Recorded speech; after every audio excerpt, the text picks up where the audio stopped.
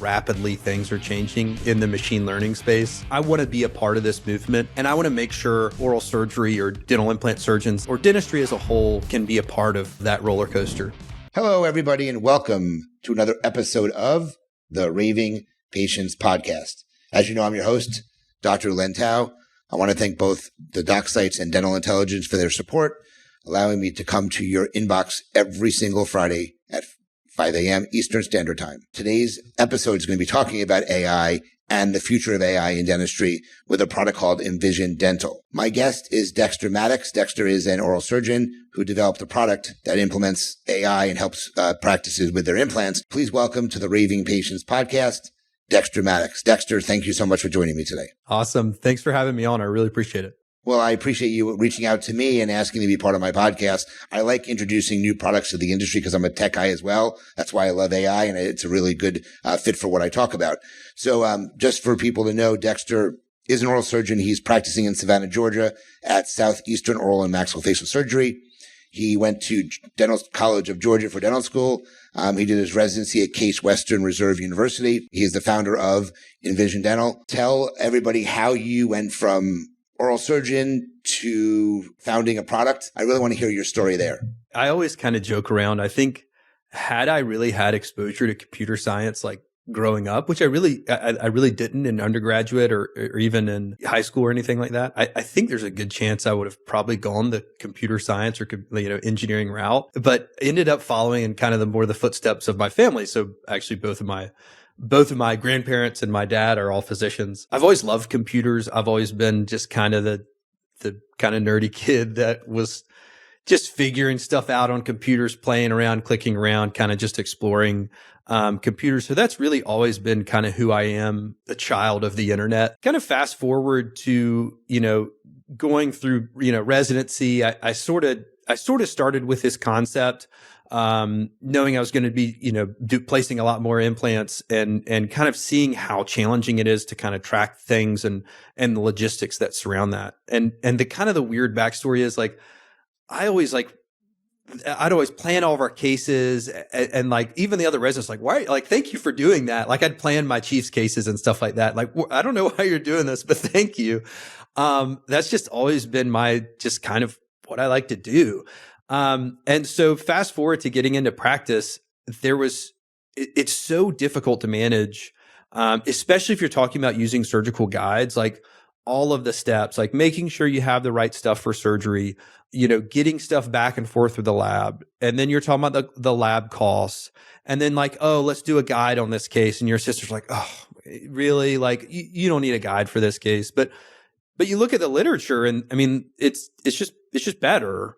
It's objectively speaking, it's a more reliable way to do surgery. And I think, and that's just not to mention like just purely the ergonomics of it. I started sort of developing what turned now into IMvision at that time and sort of developed, and I'm not a coder. Like I really don't have a computer science background. I know like second grade level. I started building in low code or no code tools, kind of the system, the workflow management system that has now ultimately turned into IMvision, because I realistically, I hit a wall in terms of like, I want it to do these things. I can see it can do these things. I know it's realistic to implement these things because I know at least enough about computers to be dangerous probably. But I wasn't able to get it there. So, over the past, 18 months, it's really, I've just said, this is the concept and have gotten a full development team and, kind of a full team around it and said, this is what I want to do, because I talked to a number of colleagues and they said, like, can you set this up at my office? And I didn't, I had the solution that it worked for me, but it wasn't anything that could scale at all, because it's all stuff that I kind of just, fashioned together out of, Power Automate and a bunch of different kind of, end user tools. And so that's what, leads to, what IMvision is today. Obviously you're a newer product, and I like introducing newer products to the industry, but people really don't know what it is. So can you flat out just tell people what IMvision Dental does? Yeah, absolutely. So IMvision Dental is designed really specifically for dental implant surgeons, especially those that work on a referral basis. Certainly, you could be for any non-referral or referral, but as an oral surgeon, I've just inherently kind of optimized it for that, honestly. So primarily oral surgeons and periodontists are going to be those that would benefit from it, or high volume, general practices who are placing a lot of dental implants. And ultimately, what it boils down to is it's a workflow manager. So it's a very, very specific workflow manager. Just like you might, if you're buying shoes from Zappos, they're going to have very, very specific workflow and order to that process. Really taken those same principles and turned it on the process of a patient getting a dental implant, especially when you're involving a guide in that process and working with a lab to have a guide produced. And so it helps manage really the internal communication within an office, because that's just in living it, I've seen is probably where most of my headaches come from. But also handles a lot of your external communication in terms of communicating with referring doctors and communicating with the lab. And then lastly, just it helps really streamline your inventory with implants, which, as we all know, is very expensive. So, having a more efficient and smarter inventory is something that can really benefit your practice. That's great. Thank you for explaining that to me. We're talking about new technology, and I think implementation in one's practice is really important. If you don't effectively implement the technology is going to fail in the practice. And I hear it all the time.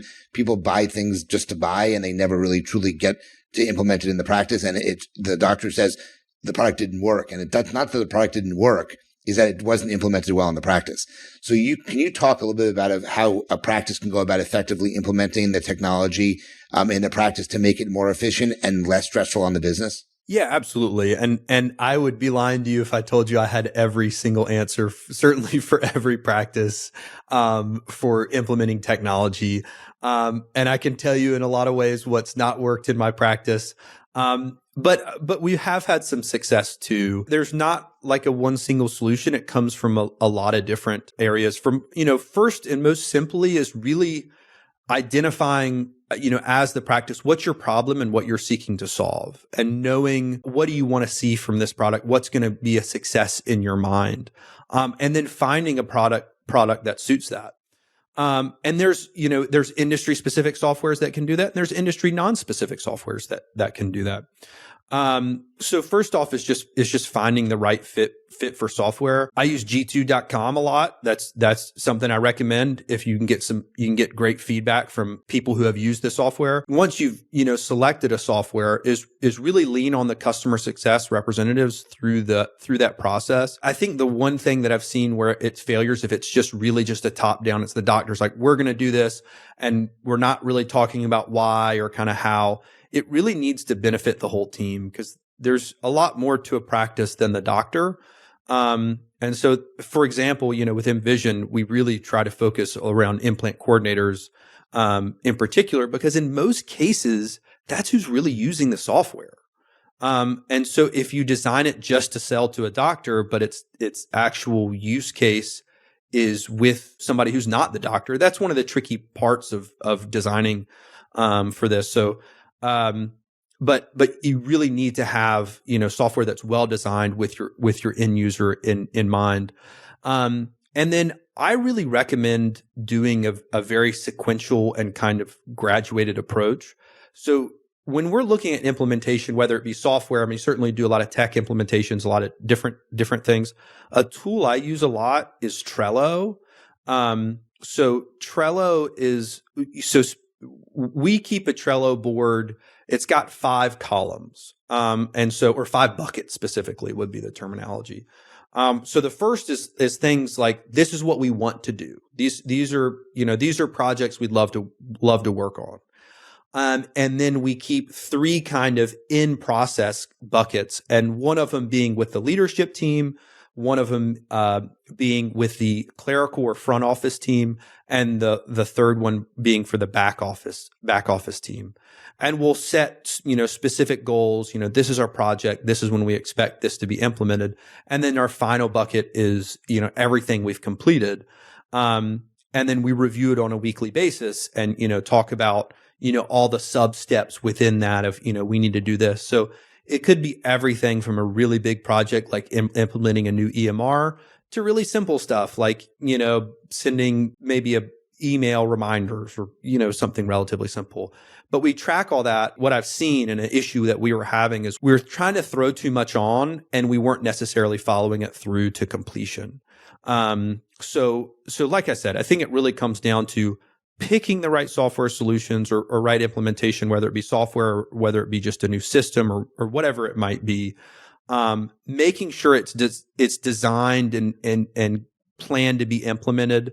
And Judy Kay uses a reference to who, what, when, where, and why, and how, and talking through about how that's going to work for you because every practice is unique. And then following through that process and making sure it's something that everyone understands and it's implemented in a specific way. And you get kind of through those sort of edge cases. And if you do those things, I think you can certainly find success with those implementations. Well, I think that's great. Those are some great. Obviously, there's other project management software, but Trello is one of the easiest ones. As you call, there's different boards. I've used it in the past. So, but I think that would help. That would help someone effectively implement these products into their practice. So, I want to talk a little bit about artificial intelligence. It's obviously rapidly evolving. I mean, it's the talk of everything is artificial intelligence. With Bird Eye, we have incorporated AI significantly into our product as well. So, talk about where you see AI being part of dentistry and helping it become successful. So, we're recording this in January with a March release, and who even knows what'll come over the next 3 months, because I feel like that's how rapidly things are changing in the machine learning space, which is really, really exciting to me. And that's kind of that's a lot of where IMvision comes from is I want to be a part of this movement. It's really very exciting to me, and I think we're in a place where we're at just really the very beginning, and we're going to absolutely shoot off in a rocket ship, and our practices and our daily lives and just everything is going to change tremendously.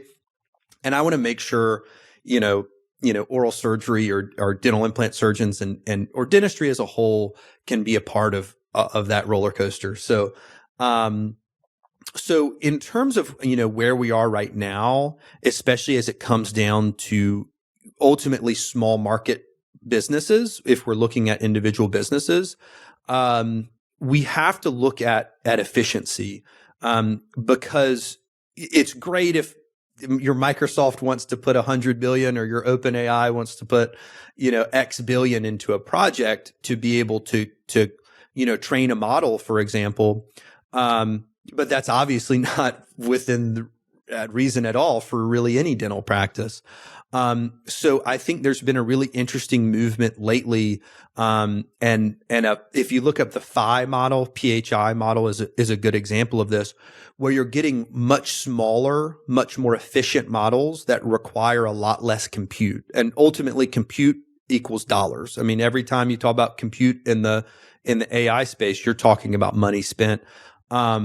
And it's very, very expensive running, huge server farms of, NVIDIA H100 chips. I mean, just the electricity alone is millions of dollars. So when we're starting to get into these more and more efficient models, you can run them for, much, much less expensive. So, we can already see that in the industry, the costs are going down.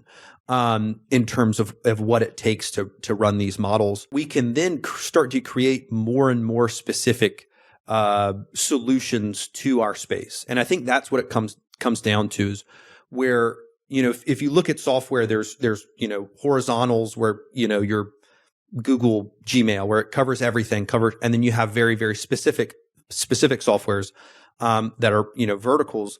The more that we can build very specific solutions for us and not try to kind of force our solution into something that's already pre-existing, the better off we're going to be as an industry. And I see that as the biggest influence of now these models are relatively inexpensive to run, and we can get a tremendous amount of power out of them. And then we can start to build, whether it be very specific software solutions for us, or whether it's we can now have all of our patients' data within the practice, and we can start, asking questions to that data. And that's where it gets interesting, because you run the neural net, and it's going to come back with, trends that your typical KPIs really might not capture. And it might be stuff that's, hyper specific to maybe your market or your patient base. That's the stuff that's exciting. These really bespoke solutions and this really, really interesting way to run data-driven practices. And then option 3 is going to be stuff we haven't even imagined, quite frankly. And that's probably the most exciting bucket of the 3. That's great. No, I think AI has already has a major impact on the industry, and obviously will continue to do so. So I want to go back to IMvision now for a moment. I think a very basic description of what it does is that it's an automated implant coordinator designed to better manage the complexities of an implant practice. So you mentioned specialists. Can a general dentist that does a lot of implants use this? Does it help from a referral perspective, having the general dentist use it if the doctor's using it? Talk about that, but talk to me how the AI in your product really helps the product operate. A couple things. So talking about kind of the referral surgeon relationship there, one of the biggest issues, and that certainly goes back to the marketing of a specialist practice, is the communication. If you ask a referring doctor, communication is far and away the most important criteria when you're looking at a specialist practice. And so that's why IMvision focuses on trying to make that communication as streamlined for the surgeon's practice, because a lot of time and energy and staffing costs, quite frankly, goes into creating that communication. So we do things like automatically generated letters, as well as just like a referral portal, so they can log in and look and see for all of their cases, for all of their patients, whether it's the one that's now just ready to restore, or maybe the one that was 8 years ago and shoot, I forgot, I don't know what implant that is, and I want to just look it up. So it just tries to facilitate excellent communication, which is absolutely critical for a referral-based practice, but do it in a way that's not so time and energy efficient for the practice. I mean, it's not that it's only for referral-based practices. There's just tools within IMvision that are certainly optimized for that referral-based communication. When it comes to general dentists, especially, I think the biggest thing would be just how the lab ties into the workflow. That's the biggest challenge that I saw, at least with using, like, I kind of vacillated. I do my own guides, and I can design, and I can plan, and I can do all that stuff. But when you have 100 things to do, it's just hard. It's hard to bring that into your day. And then the alternative is using a lab, which I found to be very expensive and very inefficient. And then to keep that whole process organized was just like, it in some cases it's too much, and then you're just like, whatever, I'm just gonna freehand it, and it'll be fine. And it's not to say you can't, but it's just objectively speaking, why wouldn't a guide be better? I talk to clients or doctors or whoever, and I always say, you walk into a room. Let's just give you a hypothetical surgery. The patient's there, they're numb, ready to go. You have a guided kit with a guide that's cost you nothing to get it. You've had to do no effort. It's just a magical room you walk into, and you have a guided kit. Everything's perfect. And you have a freehand kit, and you're talking about a slam dunk case. Let's say a number 4, wide open ridge, or number 3, whatever your favorite implant is to do. Which kit are you going to use? And I've never not gotten the answer. It was like, yeah, I use the guided kit. And I'd use the guide. And it's very obvious to me as someone who guides almost all of his surgeries, but then the question is, but they would say, oh, I don't like using guides. But well, you've kind of said that you do. And so the question is less, do you like using guides? And the question is more, what is the barrier? Is it cost, or is it convenience? Or is it, what is that combination? And that's a lot of what I've sought to, reduce with IMvision is to really control that, where the logistics are easy, that's simple, it's automated, it doesn't require a lot of thought, and the lab's really baked in a very inexpensive way, because making a guide isn't that hard. It's not worth $300, $400 to design. If that's just them thinking you don't know how to do it. It's not that hard. It's just doing it over and over again is where it's tedious. Finally, with artificial intelligence, to kind of, the long-winded answer to your multi-part question here, with artificial intelligence, a lot of that comes down to taking, so IMvision allows you to, get all the data about your implant practice. Cause I really see an implant practice as like a practice within a practice almost.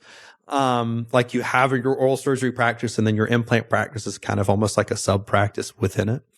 But you can gather all the data about those cases, and then, start to ask, just like you would with like ChatGPT, and you can ask very specific questions and start to look for patterns, and kind of be able to start to ask very interesting questions and kind of chop that data however you want to see it, and however you want to play with it to try to get better insight of your practice. And then also looking at case acceptance. That's one of the areas that we're really actively looking at, is trying to understand, what's the chance that this patient's going to move forward with treatment as they go from, someone who's a lead from getting an implant, which we call the watch list, to actually moving forward with care. And what are the criteria that are specific to you? What are those criteria that are going to help you say, that patient's got a 2% chance of moving forward and that one's got an 80, so you can better kind of allocate the resources of your practice. We're limited on time, but I want to talk about one bonus thing that we wanted to talk about. And I'm curious about it because I know you said you have on YouTube, you have a little bit of a presence. So talk to us about your YouTube channel and the educational content that you provide. Yeah. So I just kind of for fun, just threw together some YouTube videos because I get constant questions from my friends about how to, implement a this, that, or the other. For example, I use TextBlaze for writing my notes, and I'm like, man, I'm fast at it. I can pump out notes, and good notes, like good, accurate, cover your ass sort of notes. And I can shoot a video and they can kind of see exactly how I do it instead of having to show everybody kind of one at a time. Then I can, show it as a whole. So I just like to show the things that I've found a lot of benefit in my practice. TextBlaze is one of them. Loom is another really popular one, or just like simple stuff, just like how to use Microsoft Teams, like, really, really basic stuff like that it's just like, it's almost crazy that like practices aren't doing that. So yeah, it's been kind of a fun side project. How many followers on YouTube do you have? Do you know? It's not many.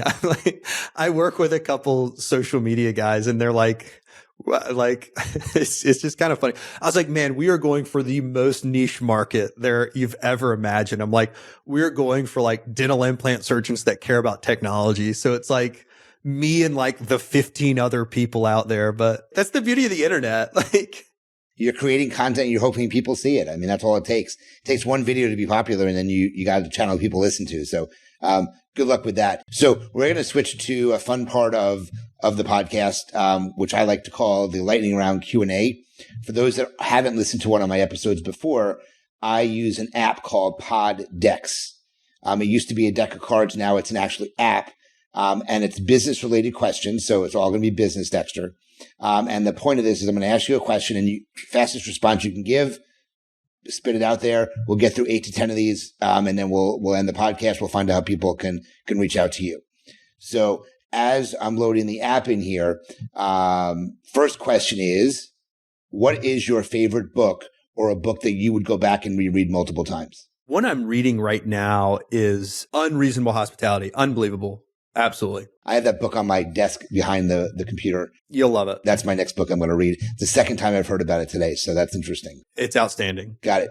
How do you capture and keep track of ideas? Do you keep a notebook? Do you do voice memos? Notion. Love Notion. I have Notion as well. That's a great product. So what profession do you think is the most undervalued today? I'd have to go computer science. I'm in engineering. They make the world work. How did you know you wanted to take an entrepreneurial path? Honestly, it's something that was relatively new to me, and I've tried it, and it's a drug. It's so much fun. It's so exciting to do, and it's so obvious to me now that this is exactly where I want to be. How do you define success? If you're making people's lives better, and you as the provider can enjoy that process. Do you have a favorite business podcast? I listen to SaaStr a lot. SaaS-Stir. That's be my most specific business podcast. It's excellent. Okay. What do you say are 3 skills needed to become a successful entrepreneur? I would not call myself an expert by this, but I think just passion for what you're doing is going to be the biggest thing. And you have to have a lot of work ethic. It's a lot of work, but it's a very fun way to do it. It doesn't feel like work. And I think, just the ability to look at the bigger picture and look what you're working towards, just to be able to keep your chin up, because there's some ups, but there's a lot of downs. So, okay. Who would you love to collaborate with, and what would you love to collaborate on? I would say the Thomas Likovicius was really from Zero Bone Loss Concepts was really influential to me as a surgeon. Less about software, but more about surgery. But Thomas Likovicius, Zero Bone Loss Concepts. I give that book as a gift. I think it's tremendous. What is one thing that doesn't add value to your life, but you still do it? I probably overeat. I don't know. Is that an answer? It works fine to me. So nothing wrong with that. How do you describe Mondays for you? Exciting. You got the week ahead. That's perfect answer. How did you go about building your team? It's a up and down process, but finding people with shared passions and similar goals. And last question that I have, and I ask this to everybody, what is one subscription that you cannot live without? It could be either personal or business. I'm going to go with my Loom subscription, as I've just been come across as the top 4% of Loom users. So I use it a ton. I use it all the time. I think it's an amazing tool. Great. So Dexter, how can people find out or reach out to you? How do they find more about your product? How do they find more about your YouTube channel? Why don't you give them all the information? You can find my website at IMvisionDental.com, IMvision.com. Give me, an email anytime at Dexter, Dexter at IMvisionDental.com. And then I'm on all the social media. Primarily YouTube is my main platform, but we cross promote within, pretty much everywhere else. But, IMvision Dental, on YouTube, if you want to get into some, dental tech nerd space, if you're one of the 24 out there that like that stuff, would love to have you and love to chat about that stuff. I enjoy that stuff a lot. Dexter, thank you so much for enlightening the audience on your expertise. Good luck with your product IMvision Dental. Guys, if you have interest, you're listening to this and you think your oral surgeon may be interested in it, or you have interest in yourself, please reach out to Dexter to find out more about his product. As I always state, if you like the episode, please share it with your colleagues, any friends you think may be interested in listening to it. Like us, promote us, help spread the word about the Raving Patients podcast. We're getting about 900 to 1,200 downloads a month, and I don't do much marketing other than social media at all. So I appreciate everything that you can do. Dexter, thank you so much for joining me today. I enjoyed you as being a guest. And as I always say, as I end these podcasts, remember, your reputation matters. Until the next episode, have a great day, guys. We'll talk to everyone soon.